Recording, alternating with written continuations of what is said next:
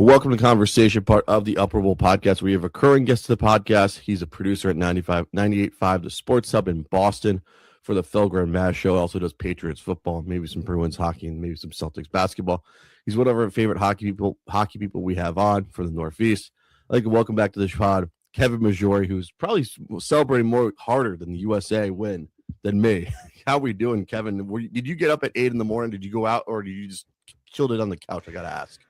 I just went on the couch. You know, I never was the plan to go out. I actually don't even other games prefer to watch it at home as opposed to a bar. It's a lot more enjoyable when you're not surrounded by. I'm sure there's great moments, but it's a lot more enjoyable watching it in the confines of your own home or a buddy's house or something as opposed to being out, especially that early on a Sunday. I will say this: I looked at this, my clock radio. I was like, it's 7:45. Let's roll out to the couch. At least I said that. So yeah. I'm glad it was that was the perfect couch morning to wake up to. I don't do soccer, but that was like perfect. It was like I was watching everything like you as well. I was like, this was done before noon. I was like, I like this anyways. We did not get boned over this as like the West Coast did anyways. You don't have to wait all day for it either, which is good. You're not waiting until 8 o'clock at night, which I get it. Like people were upset with the start time, but it's always happened at 2 o'clock in the host nation's country. And, you know, you didn't have to wait all day for it. You woke up and just got to enjoy it. I would have preferred a 10:30 start, but I understand that would never happen anyways with the closing ceremony, but I'm fine with it. It was perfect. There's a lot of stuff to talk about this game. I remember how like Ranger fans is like, we always had trolled Ranger fans 1940. Yep. Like now we could say 1980 no more anyways. Yeah. I was getting sick and tired of the Mike Eruzione and everybody's like, stop it. Just get someone from the World Cup of Hockey team at least. Am I right? Yeah. And it's good to finally, they wanted it too. I think Mike said before the tournament, like, I'm sick of being this guy. Like, I think those guys also wanted somebody else to win so they could go off and enjoy their lives and not be the last team that's won a gold. So I think even those guys are a little excited that they finally can maybe peel back out of the media a little bit and let these guys that won it enjoy it now. I totally agree because I was like, even though it was nice we rolled out Eruzione the first time, like the Four Nations, like I don't need to see them during analysts. What was your biggest takeaway? Who was your they gave the MVP to Connor McDavid? Can we stop giving it to McDavid? I know that he was incredible. Like, can we just make sure it was a game by game basis? Like Connor Hellebuyck saved the U.S. from everything. Yeah, I mean, I think Hellebuyck was actually more deserving. Not even just that one game. I mean, he let up 2 goals to Slovakia, but they gave up. You know, the Americans were so far ahead that they gave up in that one. He was extremely good. He gave up 2 goals in 2 games, and putting in overtime, like his goals against average would be below a 1 in the games against Sweden and Canada, the 2 best teams outside of the Americans in the tournament. Mm-hmm. He gave up 2 goals, right? Like he was the best player from start to finish in the tournament. Sure, he didn't play one of the games because they wanted to rest him, and I think just about every goalie got rested in this tournament. Maybe not UC Saros, but everybody else got rested. Like, I think he was the best goalie in the tournament, best player overall in the tournament, and he should have been the MVP. Good for McDavid for racking up assists against a terrible French team. Like, that's what it is. And, they want to give it to him. You could tell the Canadians wanted him to be the gold medal goal scoring guy, and good. It didn't work out for you, but I think Hellebuyck is actually the one that deserved the MVP. We dunked on him. We always dunk on him during his playoff performance. He finally, I know it's the gold medal Olympic. He shut up everybody up. Am I right? Yeah, no, I mean, I there was obviously a lot of questions about him going into the tournament, and rightfully so. I think his first year in the playoffs, and he made the conference finals with Winnipeg. Mm-hmm. And since then, his playoff numbers, his numbers in big important games just haven't been there. And he was rightfully criticized for his performance at big games, and now he should be rightfully praised for his performance in what was the biggest game of his life, and he was the best player out there. Yeah, he was the best player out there.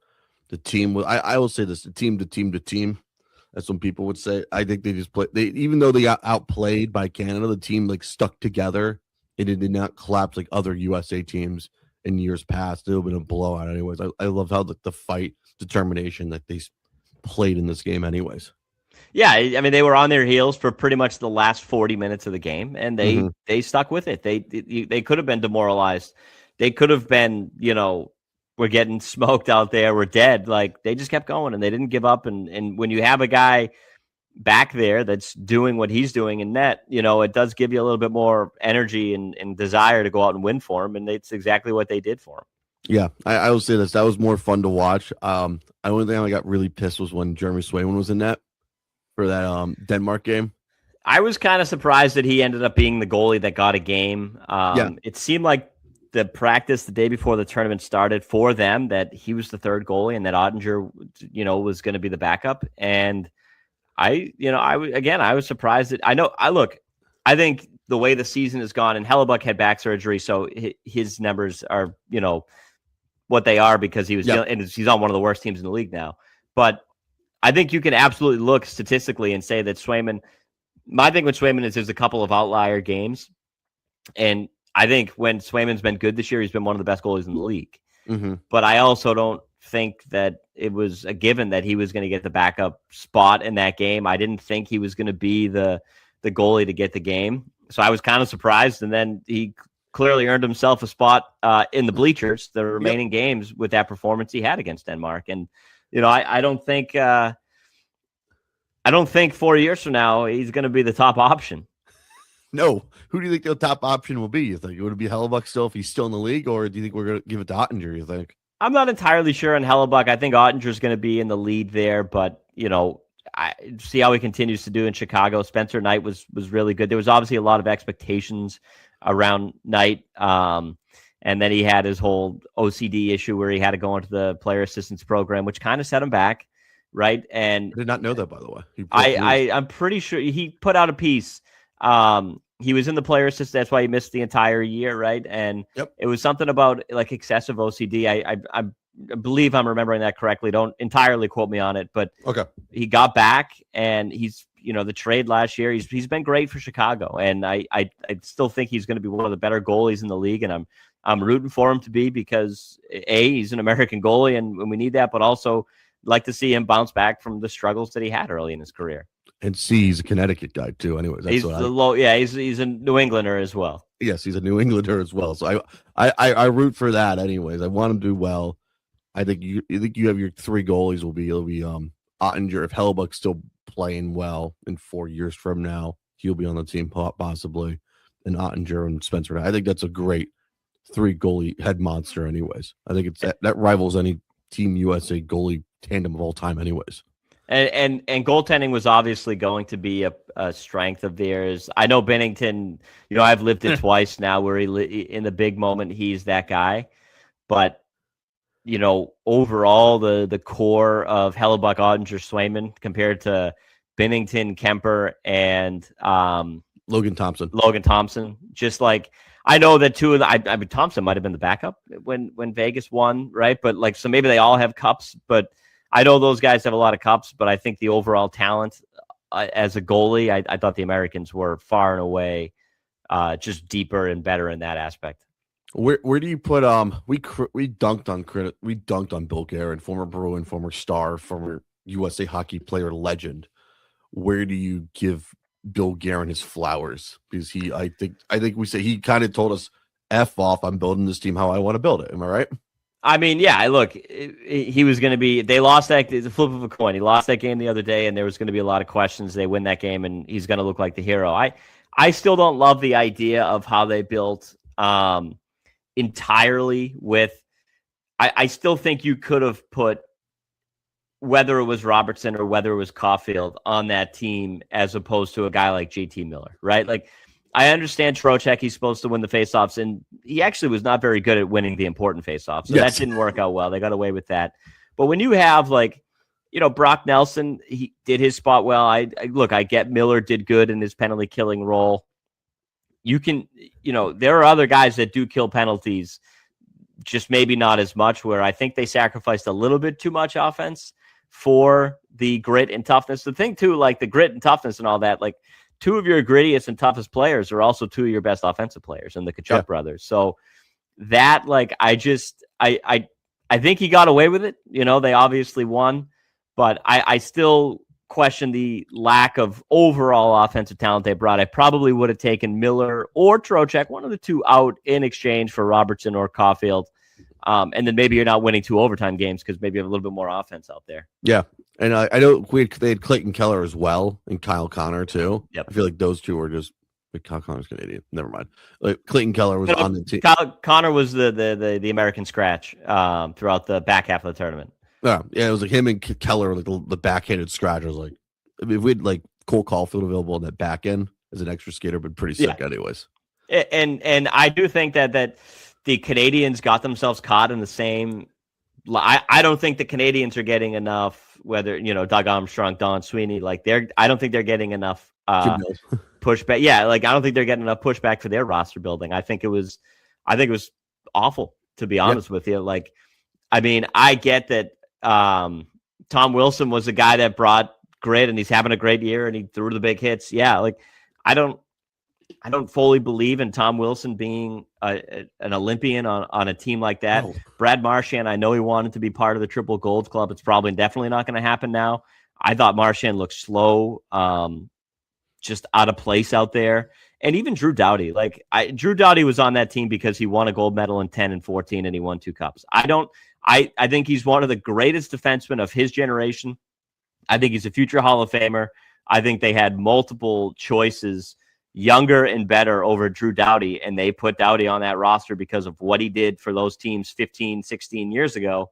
And I think that's something that I just truly don't think the Canadian front office is getting enough pushback for their roster building. I don't know what I totally agree. I think when you look at Canada, it's like this is probably the worst roster they put together since probably 06, could we say? I'd have to go back and look at that one. It's 20 years ago, and I was a lot younger. But I would, I mean, I just look. Again, I know those guys play roles, and I know Wilson's really had the last year and a half have been really good for Tom Wilson. Mm-hmm. I know Marchand's still playing at a good level, although it doesn't seem like he's fully healthy right now. And I know he was pushing for that triple gold. And I doubt he's still a great defenseman, but I just think there were better options for them, more offensively gifted guys. And Bedard off is ridiculous. Yeah, I mean, it could have been more going on with Bedard than we probably know. But how do you leave Connor Bedard off that roster with the year he's been having? Prior to the injury that he had. Yeah. Honestly, I know he's one of the youngest guys in the league, and he was the first overall pick this year, and he's young, and he's going to be on many teams.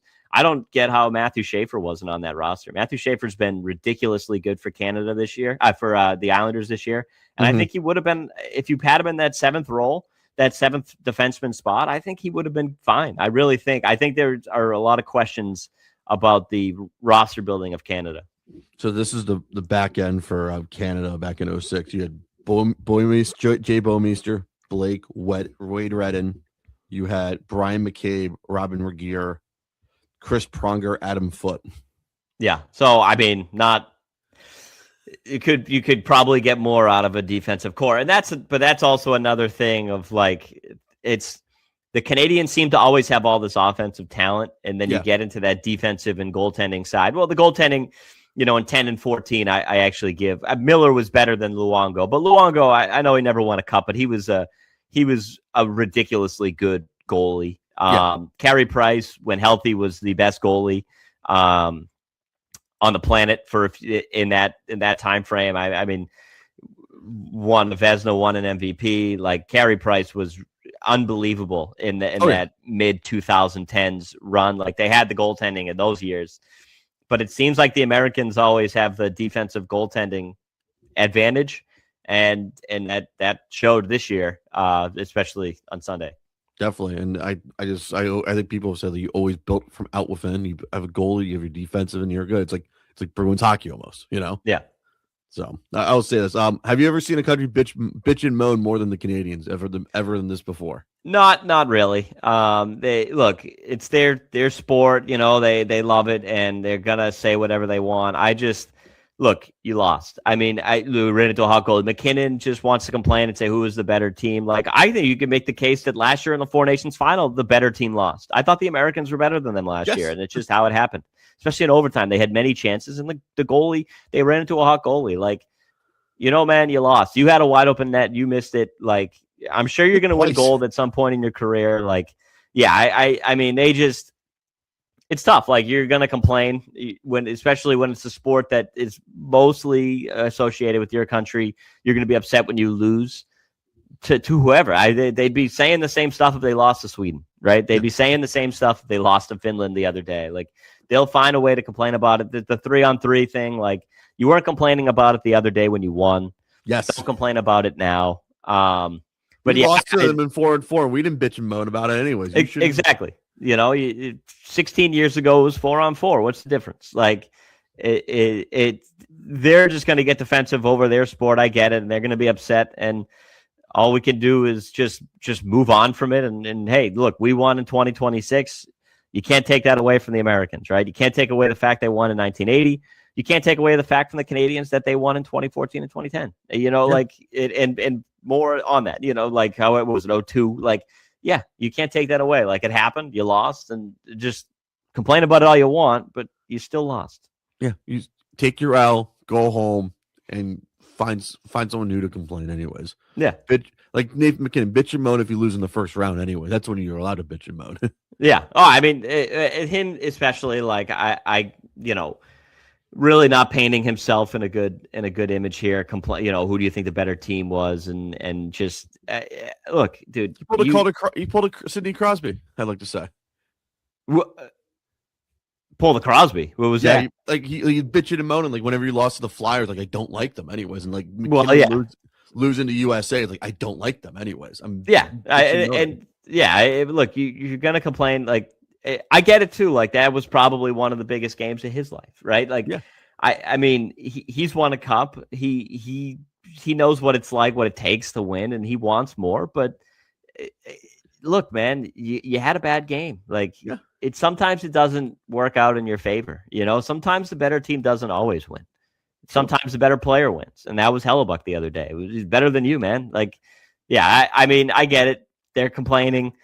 They'll never be upset about it. And then if they win in 2030, we'll never hear the end of it. Yeah. It'll be like, we will have every Canadian sportscaster and media member be dunking on us like Shaquille O'Neal anyways. So. Yeah. Now exactly. I want to win. Now I want to win back to back so we can really shove it down the Canadians' throat anyways. Or they lose to Sweden or something again, and like they did in Finland. 06. Yeah. I don't know if they lost. I forget 06 if who they lost to on the way to the. I know Sweden won. They beat Finland. I forget who was the one that knocked out Canada. I got to look that up now because you got to give credit. It's like, I look back at that Olympics. It's like, I heard this on 32 Thoughts. It's like how Elliot Friedman and the other guy was like, we need to annex Italy out of the running for any Winter Olympics now because it's bad luck for Canada hockey now, which is hilarious, by the way. Yeah, that's right. I mean, you go back to that one. They ended up losing to Russia. That's right, in the quarterfinals. So, Mother Russia. They can get mad all they want. Look, you lost. Build a better roster in 4 years, and when you have a wide open net with the puck on your stick, do it. Score. Yeah. Or don't have a choke artist named Connor McDavid as your captain, anyways. And that's as much as I like McDavid, that question's becoming real. Like, you've lost 2 finals now. Like, I also don't think that the Oilers had a better overall roster than Florida the last 2 years. So I'm not going to totally put it on him, but yeah, now the question starts getting asked about his ability to win, which is nice to see, anyways, because we never had that question for Gretzky, Messier, Crosby. Yeah. We had that question for Ovechkin all the time. Yeah, and he did it. He finally did it. He did, and it was always another international player, but never a Canadian. Now we're finally the tables are turning on a Canadian at least. Yeah, and the questions are there, rightfully so. You lose 3, you're really 3 out of your last 4 championship. You'll put the 4 nations in there where you want it, but you lose 3 out of your last 4 championship opportunities. You got to start getting asked the question. Definitely. I'm going to put this question for you. Where does this put USA Hockey now as a whole now? I still think, look, they're one of the powerhouses in the world. I think it's a good step for them. I think you're going to continue to see the game grow here. Yeah. I still get like, it's 4 years out and let's enjoy this one now. But I thought there was a real importance of winning this one because I think Canada is on the verge of being a complete wagon again. I still put the Americans behind them. Look, one of the best players in the tournament this past 2 weeks was Macklin Celebrini. He's 19 years old. They didn't have Connor Bedard on the roster, who's only going to get better. They didn't have Matthew Schaefer on the roster, who's only going to get better. There's a chance that Gavin McKenna makes that team in 4 years. There's a lot there. I'm not saying the Americans don't have young talent, because they do, but I don't think the Americans have that standout franchise guy that is going to be developing into that type of player 4 years from now. So I still think it keeps them up amongst the powerhouses. I think they can always go toe-to-toe with Canada. I think they can always go toe-to-toe and win more often than not against Sweden and Russia. But Finland, you probably put them on a lower tier, but I can put them there. But I think this win will help grow the game and develop more of a younger generation for going forward, because it's you see this, you win, it's exciting. You get to watch your team win a gold medal, and it means everything to somebody that woke up at 8:00 the other day to watch it, for a young kid that's looking to play. And I think this is good for the state of the country and the team. Yep. I just that there's a lot more young heavyweight talent in Canada, which I think will make it tougher for the Americans to continue their winning ways, to continue to win against them in that sense. I think it's going to be really interesting, because I feel like you see people who did not grow up in the Northeast, like Tage Thompson, Arizona, Austin Matthews, Arizona, the Hughes brothers in Florida. I feel like that's like, if you can get like other states, like you have Texas, like even though there's no Texas players on the Olympics this year, sooner or later there are going to be some Texas players, kids coming up, and they're going to want to play hockey, not because of Mike Modano, and also see that USA team anyways. So you're going to see more of an expansion to other places. And like Jason Robertson, he's from California, and it's like you're growing the game as a whole anyways. Yeah, and that's, something like that is huge in the sense of, you're right, getting guys from other parts of the country that don't really play. And I get, look, I mean, just going to, they obviously weren't marketed very well, but the Stadium Series and the Winter Classic were in Florida this year. Yeah. And next year it's going to be I think the Stadium Series is one of the games is in Dallas at Jerry World, right? Yeah. Like they had games out in California. Like those are also the ways to grow it in those areas. And, those being successful at the stadium, I was there at the Stadium Series game. It was unbelievable. It was awesome. Goalie fight, everything.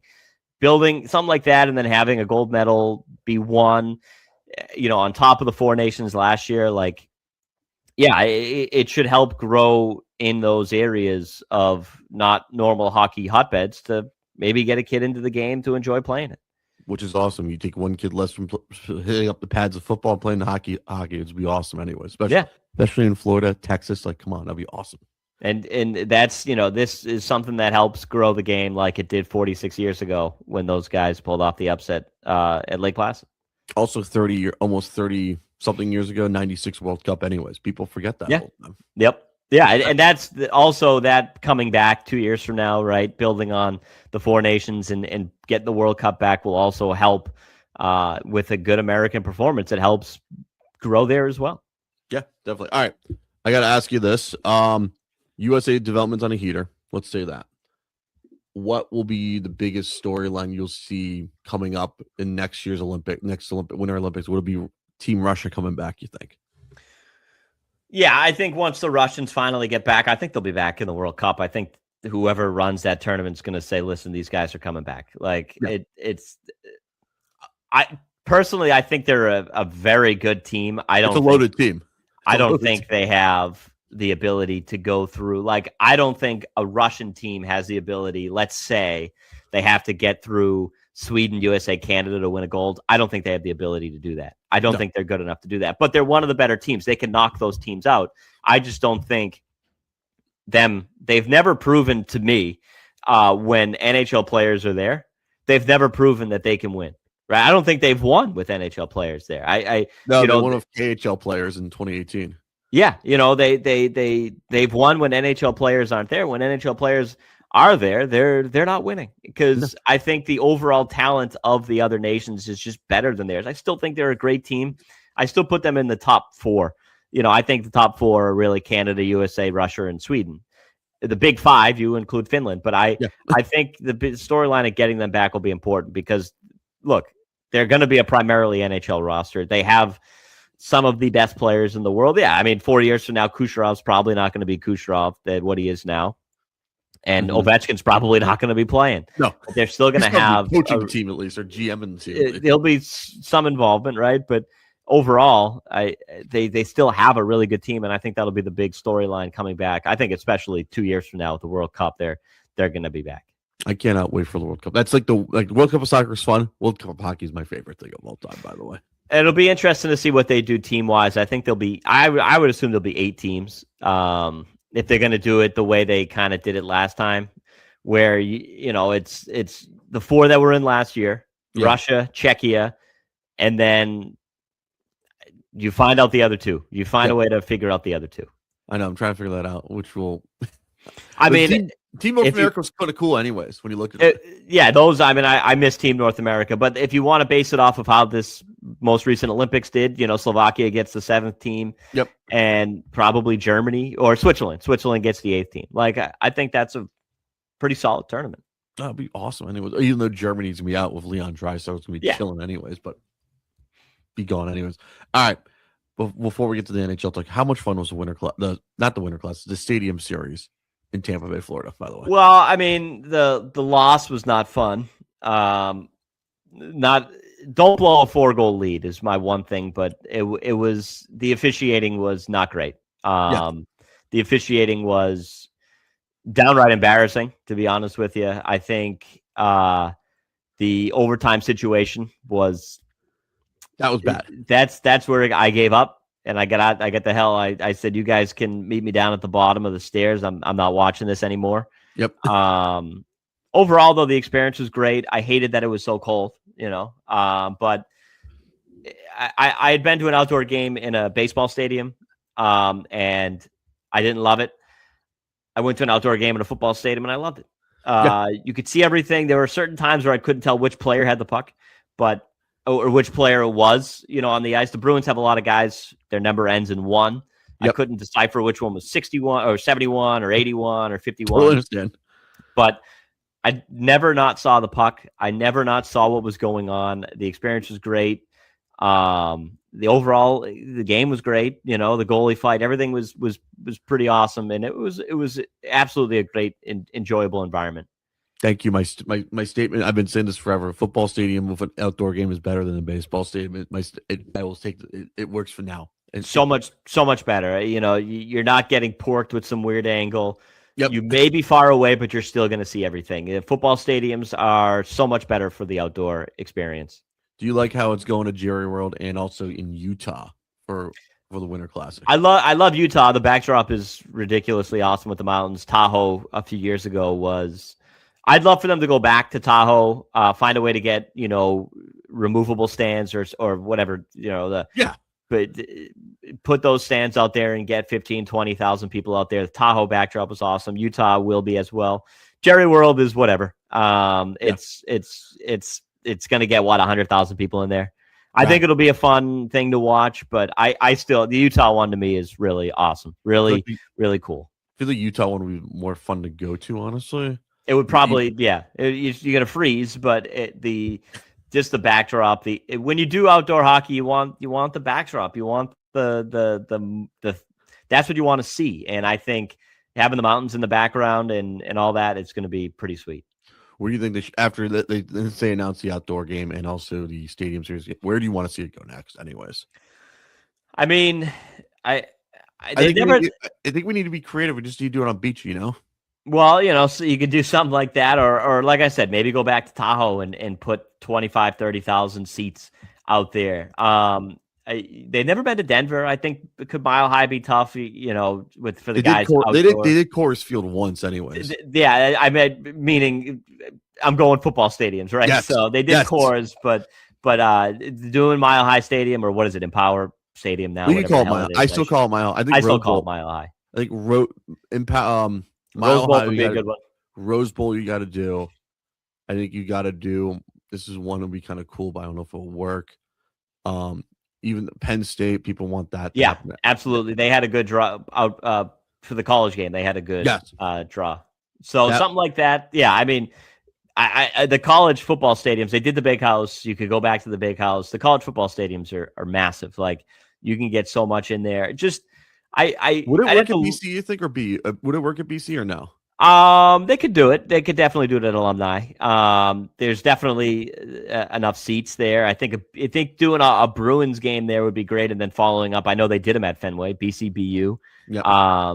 You could get BCB. You could do, not that they do it because of the garden, has it and everything. You could do the bean pot out there. Like an outdoor bean pot would be unbelievable. That would be really cool. Your boy would fly up for that, anyways. That would be awesome. Did you guys talk about the bean pot at all? Because I enjoyed it when the first weekend of NHL was off, the bean pot was on. I was able to watch it down here, and I had so much fun watching BCBU. By the way, we didn't do too much talk on it. They don't really care too much about the college hockey in the area, but I was able to watch. The Bruins obviously have so many guys on BC that you want to watch it and see. So I was able to watch it. I always enjoy it, especially now where there's guys that I'm going to be watching in the future with the Bruins. So it was cool to see them win this year. BC and really the BC Bruins. Yes, the BC that BCU game was entertaining. I was you're gonna laugh. I was making a steak.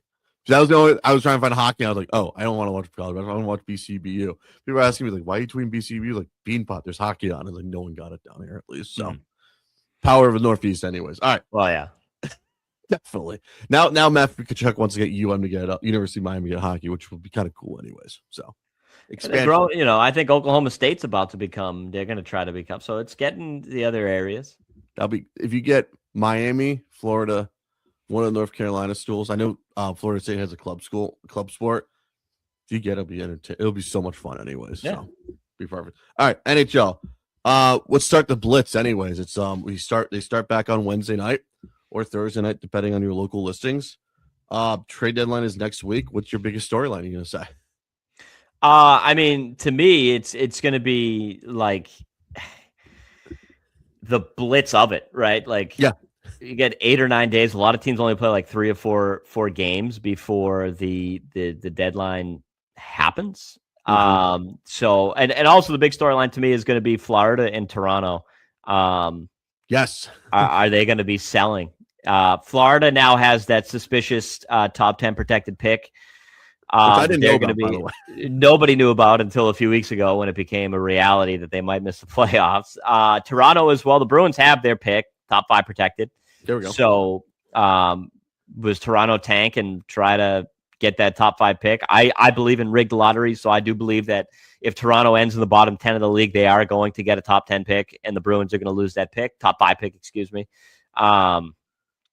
But yeah, I think the news, just the storyline of how quick it's going to happen, how everything's going to happen so fast, and looking at 2 teams that,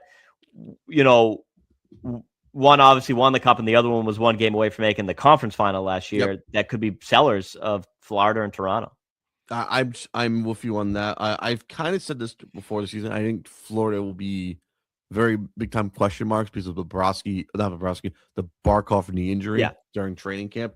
I said this. I don't know how you can recover from that, honestly, because he's pretty much your heart and soul, your leader. Anyways, he's also your 2-way forward, which the Panthers have not looked good at all this year. Anyways, no. But I mean, that's right. When you lose one of the best players in the world, that's going to happen. That's bound to happen. You're going to fall off. Yeah, you're going to fall off. And even though they're currently 8th they're currently 14th out of 16 in the East. I looked at it as like, I don't see a run in them. I could be wrong, but I don't see it happening, honestly. I think both of those teams that I mentioned, Florida and Toronto, like if they came out and won 7 or 8 in a row out of the break, I would not be surprised. But no. I don't think it's going to happen for either one. But I would put the odds on Toronto doing it higher than Florida, the way things just have gone for Florida this year. Yeah, Florida is like, as someone, I'm very close to it. They haven't looked good. Anyways, it's like they didn't look like a complete team. It was very shell, and also injuries kind of killed them. And especially losing Seth Jones during the Winter Classic also hurts too. So, and also not having a goaltending, not having a good goalie tandem Yeah, it also, but in the last 3 years with all the Cup Finals runs they made, they've played basically a fourth season. Yeah. So it's bound to catch up to them at some point. Yeah. Would you say I kind of been saying this down here. Would you say it's been a mistake that they traded for Seth Jones for Spencer Knight? I don't think so. Like in the long run, they're gonna dislike not having the possibility of having one of the best goalies in the league. Yes. But the reality is you won another cup, and Jones was a big reason, part of it. He had a great playoff. I thought Jones, in what was more of a lesser role than what he was used to playing throughout his career, I thought he was really good. I thought he played a really big role in them winning the cup last year. So yeah, you know what? Long run, it might hurt them that they don't have Knight anymore. But I thought Seth Jones was a key piece in helping them get another cup. And when you can look back and say a trade helped you win a cup, I don't think you can regret it. I'm saying that because I just don't like the goalie situation currently in Florida. I just think Bobrovsky's on his. I know it's like he's on his fourth season, pretty much, of like how you said it. Since they went to 3 cups, it was bound to happen. I just think he's kind of washed, honestly, in my personal opinion. Yeah, I don't think he's got much left in the tank, and I know they're not going to sign him next year, this summer. So it's just about the end for him there. But again, I mean, he's won 2 cups for him, right? So you have to look and say, well, that did ultimately work out for them. Yes. Do you think he's going to get traded? Do you think Sergei Bobrovsky? I mean, I get sent tweets and I had to verify it with you. It was like, you're up north anyways. Like, I need to see, have you seen this guy before? I don't really know if that guy knows stuff or not. Or, I mean, look, if they make the decision that they want to be sellers and they're not going to bring him back next year, I wouldn't be surprised at all if they traded him. I mean, you're going to get some team's going to salivate at the idea of a 2-time cup winning goalie, a probably future Hall of Fame goalie. Right. So I think if they get the right package and they decide they want to be sellers, then absolutely they're going to trade him. Who do you think is their big? Who do you think? If you had to see who's the big, besides on Florida, who's their biggest seller piece? You think besides Bobrovsky? You think? Well, I'd have to look. I don't fully know all the contract status of everybody. I do think a guy that they could ship out that is kind of a pest would probably get them a good return. Middle 6 forward Evan Rodriguez, right? Like. Yes. I mean, he seemed like he was going to be the guy on the outs anyway, and then Barkov got hurt and they kept him. But I think he's a guy that teams would love to have. I mean, he's anytime I see his face on the screen, I get aggravated. And he's kind of got that role in there of being a middle 6 type forward. You're probably, there's another year. I just looked, there's another year on his contract. So it might cost a little bit more, but I just don't think that there's a lot of guys that they want to trade, right? They've really built this core. You're not going to trade the Lundells or the Lucarinens or the Marchands. You're not going to trade those guys. So I think Bobrovsky could be the guy, maybe Evan Rodriguez, and maybe a little bit more on the shorter end, like the third, fourth liners that aren't playing much. But exactly. But outside, he's another good name. But outside of that, I just can't see them trading too many guys because they want to keep that core together. True, I totally agree. I think my biggest surprise I'm going to say is in the West. How much fun Minnesota is, by the way. Yeah, I mean, look, they obviously made the trade for Quinn Hughes as well, and they have a crap ton of talent. I don't know how much the lack of like true centers is going to hurt them in the end, but they've had a ridiculously good year. They obviously have talented offensive wingers. Kaprizov, Boldy, Marcus Johansson, I think, is still having a really good year. Which is I mean, so on the defensive end, Faber and Quinn Hughes being out there they just won gold medals, right? Like they're extremely talented.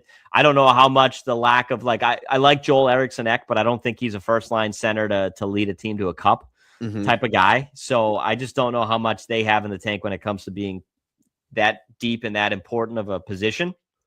But yeah, I mean, they've been a fun watch. That division, those top 3 teams have just been, head and shoulders above everybody else this year. How exciting are you since the Bruins are good and also the Buffalo Sabres are somewhat back? Could we say that? I honestly kind of rooting for the Sabres. It's been fun to see them. It's been kind of fun to see them having a good year. It's been a long time for those fans.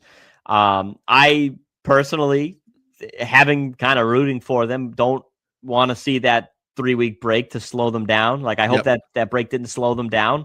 They've been really fun to watch. The Bruins, we'll see what goes on with them. I don't know what their deadline's going to be. I could see a little bit of a hybrid deadline, get rid of some expiring contracts, and then maybe try to find a piece that fits for future years. Thursday's a huge game. They play Columbus, who's kind of right on their heels. They lose in regulation to Columbus, and the wild card lead starts to kind of slip away a little bit. But it's been enjoyable at least to see them have young guys perform well and have the team perform well. Those stories have been fun, Buffalo and Boston, and we'll see. I am, I'm rooting for both of them. But Buffalo's kind of fun just to see because it's been forever, and they'll probably just get one round and lose, and that'll be even funnier. It's kind of fun to rock this hat occasionally. Yeah, when they occasionally put those on, those are good to see. Yes, definitely. I like to say the Flyers were fun for the first half and then they lose to Tampa 2 straight at home anyway. So yeah, they've kind of slipped a little bit, but I mean even that them and Pittsburgh have been surprising as well. I think Pittsburgh has really exceeded my expectation. I thought they were going to be a tanking team going into the year, and they're pushing. Philly started hot. Maybe they can get back into it, but I think both those Pennsylvania teams have been a little bit surprising this year. I think it's good for both PA teams. They both realize we can't do another year of the state having no hockey playoffs, so someone has to make the playoffs. Yeah, anyway. Somebody's going to be there. But no, they've both been surprising. As I know Philly's again slipped off a little bit, but you get 5 or 6 in a row again, you're right back in it. This is who they have. They have Washington and New York on the road, and they have a matinee 3:00 game on ESPN on Saturday against the Bruins. That's gonna be a fun game. I think the test is when they hit March because you got Toronto home for Utah, Pittsburgh, New York, Washington, Minnesota, Columbus, and they have the West Coast trip, which your boy's going on, by the way. Well, yeah, hopefully they're pulling out a couple of wins for you on that one. Definitely, for sure. And hopefully the weather's good. I know what? I haven't been out to the West Coast in forever, so I'm praying for nice weather, not crappy weather in Anaheim and Los Angeles. So, all right, what's going on with Felger and Mazz? I like to say this. You guys knocked it out of the park for the gold medal USA game. I feel a lot of people are missing that because the national shows are just like glazing over it or just they never talk hockey. I like to say this. Mike Felger, Tony Maserati, you guys just knocked it out of the park. I just really want to say that as a whole and a guy who was needing something from that anyways. Yeah, I mean, they were never not going to do most of the show on hockey yesterday, and I think there's probably a little more hockey talk mixed in, but we got a lot of Boston's busy, right? The Sox are about to be back, so there'll probably be some Sox talk. We have a NBA all-star that is teasing or not teasing his comeback from an Achilles injury, which has led to a good storyline or a fun storyline of trying to follow if he's going to play or not. And then, look, football's king. We're going to do a little football talk. Football is king. It's Combine week. The Combine's this week. The underwear Olympics are on. Let's go. We got the Combine. We got mock drafts. We got free agency in a few weeks. So football talk will definitely be present as well. I feel like all 4 sports will get hit on within the next couple of days for these guys. Hey, you guys are more entertaining. At least you guys are actually talking about good things in sports, not just being boring like Miami is. So I'll say that. We got a lot going on up here. Definitely. Kevin, where could everyone follow you and listen to you and everything from far and afar? Primarily would be Twitter. I think it's at Maggiore Kevin. Been trying to take a break from Twitter, but you got to get back into it now with Bruins hockey being back. And I was a little quiet throughout most of the Olympics, but the game the other day, I obviously had to get back on for it. Yes. And then I occasionally turn the microphone on the radio. Definitely, Kevin Maggiore, recurring guest of the podcast. You know what? We'll talk to you soon. How about that?